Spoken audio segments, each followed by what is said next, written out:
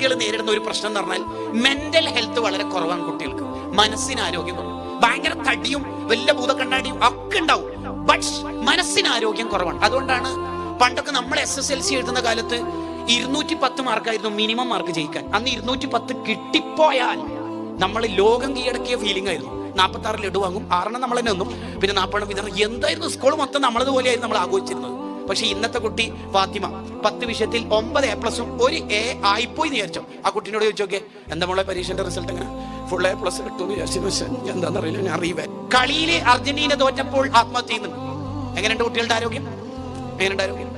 ആലോചിക്കുക.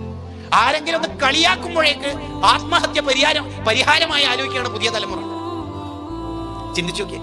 പണ്ടൊക്കെ സ്കൂൾ ഗ്രൗണ്ടിൽ നിന്നോ മാർക്കറ്റിൽ നിന്നോ കുട്ടിയെ പിടിച്ചു കൊണ്ടുവന്നിട്ട് വീട്ടില് റൂമിൽ പൂട്ടിയിട്ടാലും ഉമ്മ പറയും കുറച്ച് അടുക്കട്ടെ, കുറച്ച് പഠിക്കട്ടെ എന്ന് പറഞ്ഞാൽ നമുക്കൊരു ധൈര്യം. ഇന്ന് ആരും കൂട്ടിയിട്ട് വന്നല്ലോ.